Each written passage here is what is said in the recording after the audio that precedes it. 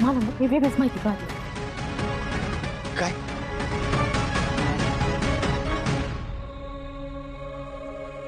म्हणजे मला काही तुझ्या मनामध्ये विष कालवायचं नाहीये. तुझ्या मनात माझ्याविषयीचं वारं काहीतरी वेगळ्याच दिशेनं वाहत आहे ना. तुला असंच वाटणार का आई आपल्याला काहीतरी उलट सुलट सांगतेय, चुकीचं सांगते म्हणून. ऐक, काय कळलंय तुला? मला असं कळलंय का पंकज तो इंदूच्या कॉलेजमधला आहे. माहिती आहे मला. नाही पण मला त्याच्यापेक्षा जास्त डेंजर कळलंय. काय कळलंय आईचं सांग ना. नाही काही नाही. मी सांगितलं असतं तुला, पण आजकाल तू काय माझ्याशी नीट वागत नाही. बोलताना काही भीडभाडच ठेवत नाही. ओरडतो, चिडचिड करतो, रागराग करतो. जाऊ दे, कशाला सांगायचं मग मी. आई तुझं सांग बरं.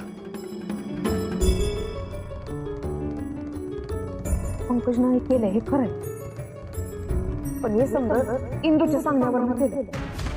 काय? कसं शक्य आहे आई हे? बाबा मला आधी हेच वाटलं, पण हे खरंय. तू सांगते तो भविष्यातला धोक्याचा इशारा. येतो. अजोग सहज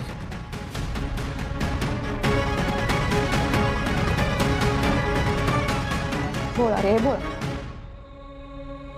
अधोक्षर लोक तुझा फायदा घेतात. आपलं कोण परक कोण हे सुद्धा नाही समजत. पण तू काळजी नको करू. तुझी आई आहे तुझ्या पाठीशी.